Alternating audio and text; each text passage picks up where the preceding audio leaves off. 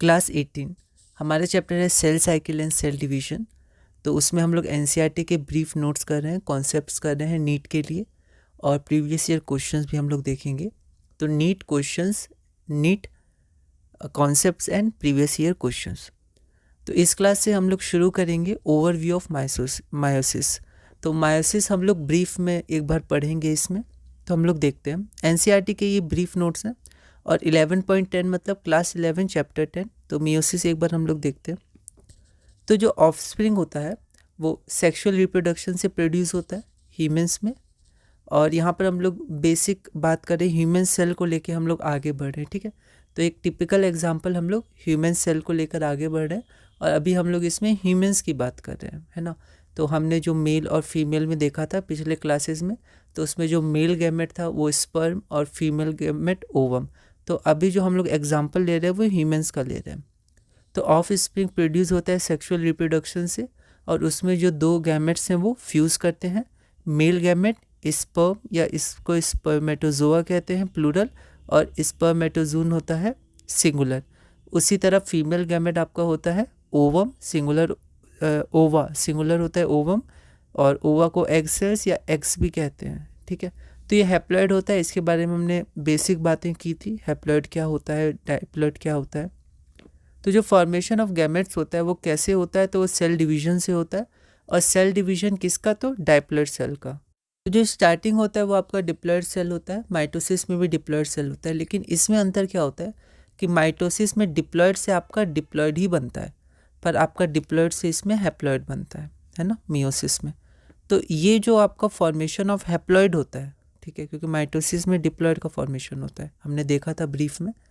तो formation of gametes जो haploid का होता है जिस सेल डिवीजन से, तो उसको हम लोग बोलते हैं मियोसिस, ठीक है। अब मियोसिस की अगर हम लोग इटिमोलॉजी देखें तो उसका अर्थ होता है अ लेसनिंग, ठीक है, मतलब कम होना। अब क्या कम होता है, तो उसमें आपका नंबर ऑफ क्रोमोसोम्स कम हो जाते हैं। Half the number of chromosomes in haploid daughter cells. तो इसमें अगर 2n होता है तो आपका जो हैप्लॉइड के 4 सेल फॉर्म होते हैं मियोसिस 2 के बाद, उसमें आपका n होता है, ठीक है। तो 2n से n होता है, इसलिए मियोसिस को हम लोग बोलते हैं रिडक्शनल डिवीजन, ठीक है। ये क्वेश्चन आया है, पर उसमें मियोसिस 1 और 2 में आया है, पर फिर भी ये आया है रिडक्शनल डिवीजन। और आपको ध्यान होगा तो इक्वेशनल डिवीजन माइटोसिस को बोलते हैं, ठीक है, वो भी इम्पॉर्टेंट है ना। अब थोड़ा हम लोग देखें तो ये सब ऑब्जर्व किए गए थे माइक्रोस्कोप में, ठीक है। तो माइटोसिस की डिस्कवरी पहले हुई थी मियोसिस की, ठीक है। तो जो डिस्कवर किया गया ना उसके आधार पे फिर नाम लिखे जाते हैं, मतलब नाम डिराइव किए जाते हैं। लैटिन, फ्रेंच, जर्मन, इन सब भाषाओं से, रूट से नाम डिराइव किए जाते हैं। तो माइटोसिस में सबसे पहले देखा गया था उसके सेल डिवीजन में थ्रेड लाइक स्ट्रक्चर। मियोसिस में भी होता है, पर मियोसिस से पहले माइटोसिस का डिस्कवरी हुआ था। तो उसमें जब देखा गया थ्रेड लाइक स्ट्रक्चर, तो इसलिए इसका नाम पड़ा माइटोसिस, है ना। आपको ध्यान होगा माइटोकॉन्ड्रिया, तो उसमें माइटो मतलब माइटोस, थ्रेड लाइक स्ट्रक्चर। इसमें भी आपका माइटोसिस है, मतलब थ्रेड, माइटोस मतलब थ्रेड। तो जो थ्रेड लाइक स्ट्रक्चर अपीयर हुआ था सेल डिवीजन में, उसके आधार पर इसका नाम रखा गया माइटोसिस। तो the appearance of threads when the cell division was seen through microscope, ठीक है। तो ये थ्रेड लाइक स्ट्रक्चर क्या थे, तो ये क्रोमोसोम्स थे, है ना।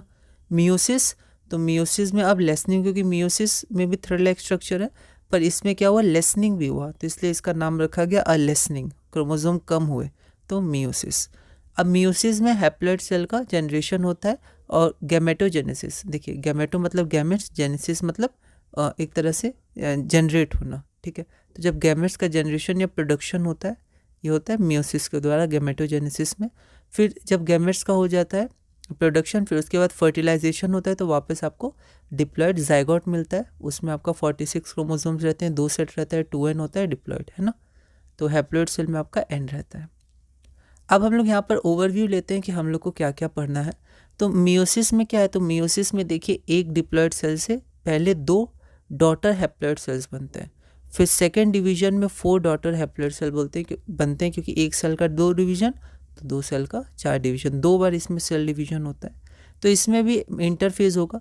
इसमें इंटरफेज में G1 के बाद S आता है, डीएनए का रेप्लिकेशन जैसे होता था, पर S के बाद G2 नहीं आता है, आपका मियोसिस 1 हो जाता है, ठीक है। एनसीईआरटी में आप पढ़ सकते हैं कि एस फेज के बाद आपका मियोसिस 1 में सेल साइकिल चला जाता है, और मियोसिस 1 आपका फिर से जैसे एम फेज था वो माइटोसिस, ये एम फेज है मियोसिस फेज, तो इसको मियोसिस 1 बोलते हैं, ठीक है। एम फेज जनरली सिर्फ माइटोसिस को डिनोट करते हैं, आप इसको ही बोल सकते हैं, पर इसमें हम लोग सीधा मियोसिस 1 मियोसिस 2 बोलते हैं, ठीक है, या M1 M2 भी आप बोल सकते हैं। तो इसमें भी वही होगा, स्टार्ट कहाँ से होगा, कैरियोकाइनेसिस, एंड होगा साइटोकाइनेसिस से। तो कैरियोकाइनेसिस में इसमें फिर से वही होगा, प्रोफेज, मेटाफेज, एनाफेज और टेलोफेज, पर क्योंकि ये पहला डिवीजन है तो यहाँ पर हम लोग 1 लिख देते हैं, ठीक है। तो जो हमारा मियोसिस 1 है उसमें पहले कैरियोकाइनेसिस आएगा, या कैरियोकाइनेसिस 1 बोल सकते हैं।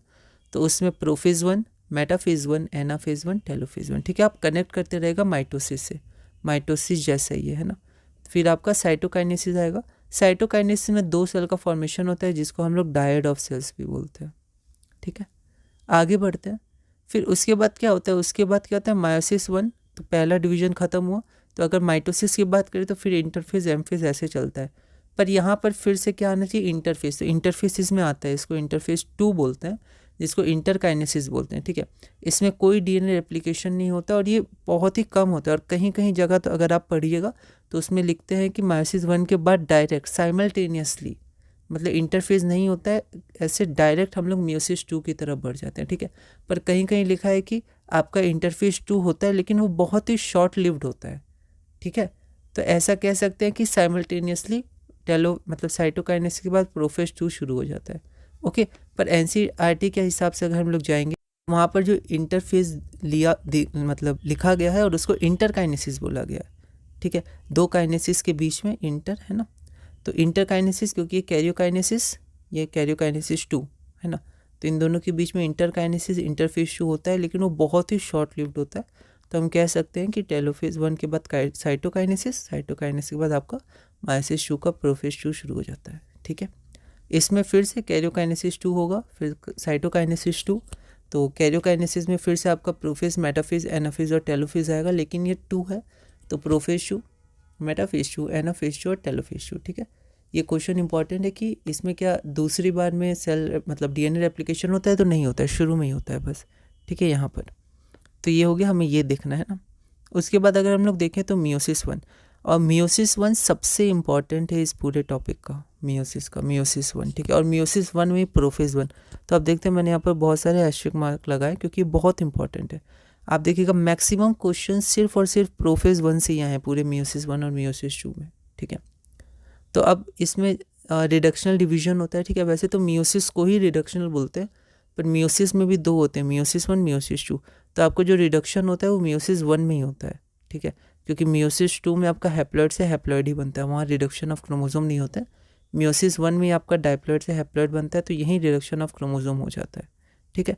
तो मियोसिस 1 को हम लोग बोलते हैं रिडक्शनल डिवीजन, और मियोसिस 2 को हम लोग इक्वेशनल बोलते हैं, वहाँ क्रोमोसोम सेम रहते हैं, ठीक है। अब prophase 1, metaphase 1, anaphase 1, telophase 1। Prophase 1 में हम लोग देखते हैं तो पहले आता है लेप्टोटीन, जाइगोटीन, पैकाइटीन, ठीक है। तो अब ये जो नाम है, ठीक है, तो ये सब नाम क्या है, फिर से जैसे माइक्रोस्कोप में देखा गया उसके आधार पे कुछ कैरेक्टरिस्टिक से नाम लिए। जैसे लेप्टोटीन, तो लेप्टोस मतलब होता है थिन, और टीन मतलब होता है रिबन या फिर बैंड स्ट्रक्चर, बैंड या कोई ऐसा रिबन या बैंड, तो थिन बैंड।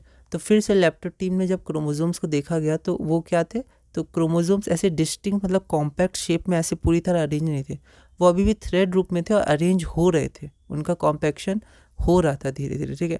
तो इसलिए थ्रेड लाइक स्ट्रक्चर ही अभी था, इसलिए उसका नाम दिया गया लेप्टोटीन, है ना।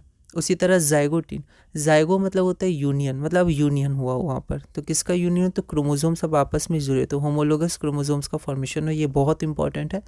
सिनेप्टोनेमल कॉम्प्लेक्स से वहाँ पर जुड़ा रहते हैं, ठीक है, और उन्हें बाइवेलेंट या टेट्रेट बोलते हैं। तो इसमें क्योंकि पेयरिंग अप हुआ तो इसका नाम हो गया जाइगोटीन। तो यहाँ पर आपका होमोलोगस क्रोमोसोम्स आपके पेयर अप हो जाते हैं, ठीक है, तो हम लोग उसको देखेंगे। फिर अगला स्टेज आता है हमारा पैकिटीन। तो पैकिटीन में क्या होता है, इसमें रिकॉम्बिनेशन ऑफ डीएनए होता है, रिकॉम्बिनेशन नोड्यूल्स अपीयर होते हैं जहाँ पर क्रॉसिंग ओवर होता है, ठीक है। और नॉन साइड, यहाँ पर साइड नहीं होगा, सिस्टर होगा, नॉन सिस्टर क्रोमेटिड्स, है ना। ये क्या होता है, क्रॉसिंग ओवर होता है, रिकम्बिनेज होता है जो एंजाइम हेल्प करता है, ये सब हम लोग देख रहे हैं, बहुत इंपॉर्टेंट है, ये सब के डायरेक्ट क्वेश्चंस आए हुए हैं, है ना, हम लोग देखेंगे। अगला हमारा आता है डिप्लोटीन और डायकाइनेसिस। तो डिप्लोटीन में क्या होता है, कियाज्माटा का फॉर्मेशन होता है, कियाज्मा भी इसको कहते हैं ना।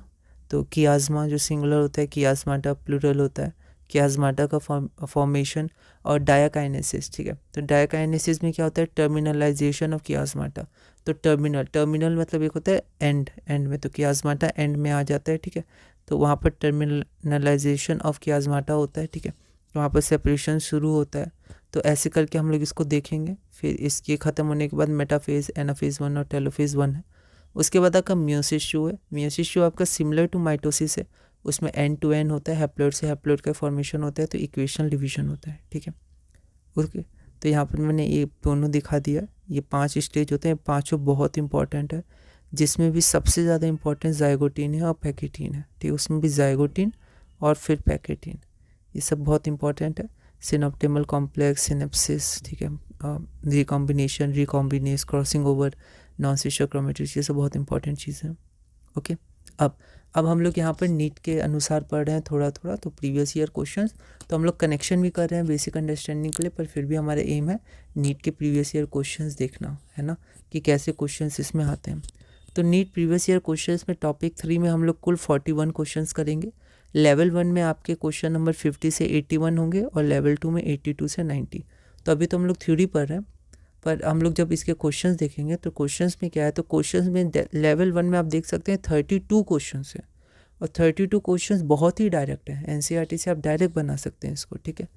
तो बेसिक क्वेश्चंस और डायरेक्ट क्वेश्चंस हैं, टर्मिनोलॉजी से बहुत ज़्यादा रिलेटेड है, combines, crossing over, recombination, nodules, homologous chromosome, synapsis, bivalent tetrad का फॉर्मेशन होता है, ठीक है। फिर फेजेस एंड कैरेक्टरिस्टिक्स, ठीक है।